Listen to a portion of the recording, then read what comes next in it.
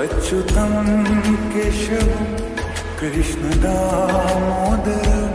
अच्युतं केशवं कृष्णदामोदरम्